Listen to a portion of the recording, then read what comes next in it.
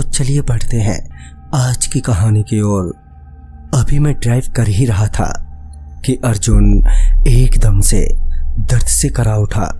मैंने पलटकर पीछे अर्जुन की तरफ देखा तो पाया कि अर्जुन दर्द से छटपटा रहा है। अर्जुन को दर्द से छटपटाते देख हमें समझ में नहीं आ रहा था कि क्या करें कि तभी महेश ने अपने मोबाइल फोन पर नियर बाय हॉस्पिटल सर्च किया तो तकरीबन वहां से 1 किलोमीटर की दूरी पर एक हॉस्पिटल दिखा। हॉस्पिटल के पता चलते ही मैंने गाड़ी स्पीड में भगाई, मगर इसी बीच अर्जुन बेहोश हो गया, जिससे हमारी चिंता और भी बढ़ गई। कुछ देर बाद हम लोग उस हॉस्पिटल में पहुंचे। हॉस्पिटल में पहुंचते ही महेश ने कहा, यार ये कौन से भूतिया हॉस्पिटल में आ गए हम। दरअसल महेश ने ऐसा इसलिए कहा क्योंकि वो हॉस्पिटल की बिल्डिंग काफी पुरानी और वीरान थी, पर बिल्डिंग के इमरजेंसी वार्ड में जल रही लाइट से ये पता चल रहा था कि हॉस्पिटल अभी भी चालू है। लिहाजा हम दोनों इमरजेंसी वार्ड की तरफ बढ़े, जहां पर हमें एक डॉक्टर बैठा हुआ नजर आया। हमें देखते ही उस डॉक्टर ने कहा, कहो क्या बात है। तो इस पर मैंने धीरे से जवाब दिया, वो हमारे दोस्त की तबीयत खराब हो गई है, उसी को दिखाना है। इस पर उस डॉक्टर ने कहा, कहाँ पर है, दिखाओ। उस इमरजेंसी वार्ड की हालत देखकर हमारा मन तो नहीं था कि हम अर्जुन को इस डॉक्टर को दिखाएं, पर कोई दूसरा रास्ता भी नहीं था और जल्दी से जल्दी अर्जुन को इलाज की बहुत ज़रूरत थी। तो हम ना चाहते हुए भी अर्जुन को उस इमरजेंसी वार्ड में ले गए। डॉक्टर ने हमें अर्जुन को एक स्ट्रेचर पर लिटाने को कहा। जब हमने उस स्ट्रेचर की ओर देखा तो उस स्ट्रेचर की हालत बहुत बुरी हो रखी थी। उस पर फटा पुराना कपड़ा खून से लथपथ बिछा हुआ था। हम ये सोच ही रहे थे कि अर्जुन को उस स्ट्रेचर पर लेटाएं कि नहीं, कि तभी उस डॉक्टर ने कहा, क्या हुआ, जल्दी लिटाओ। अर्जुन को स्ट्रेचर पर लिटाने के बाद डॉक्टर ने उसके गले पर इधर उधर देखा और वहीं से एक जंग लगा हुआ सिरिंज उठाया। उसने सिरिंज उठाया ही था कि मेरा दोस्त महेश बोल पड़ा, अरे ये क्या कर रहे हो, वो सिरिंज तो काफी पुरानी है। इस पर डॉक्टर गुस्से से बोला, अच्छा तो तू सिखाएगा मुझे कि क्या करना है।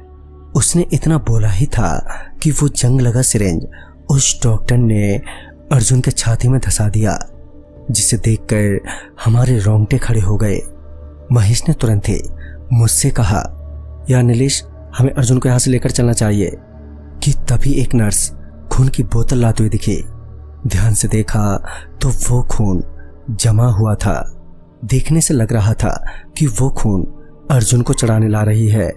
मैंने महेश से कहा, यार ऐसे तो मर जाएगा ये, चल यहाँ से, ये हॉस्पिटल कुछ ठीक नहीं लग रहा है, ये डॉक्टर वॉक्टर नहीं है, शायद कोई जल्लाद है, चल लेकर चलते हैं अर्जुन को।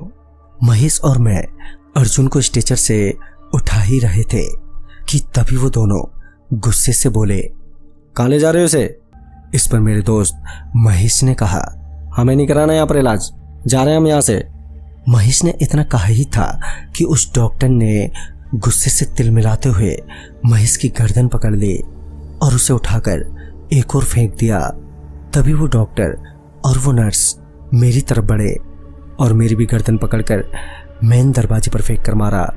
मैं कराता हुआ अभी उठा ही था कि मैंने देखा कि उस नर्स ने अपने बड़े बड़े नाखून वाले हाथ महेश के छाती में धंसा दिए। ये देखकर मैं बुरी तरह घबरा गया और वहां से भाग खड़ा हुआ। मैं हांफते हुए मेन रोड पर कुछ दूर पहुंचा ही था कि मुझे एक पीसीआर वैन दिखाई दी।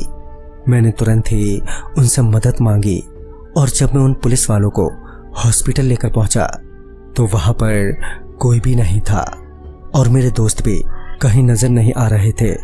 चारों तरफ सिर्फ खंडर और वीरान जगह थी।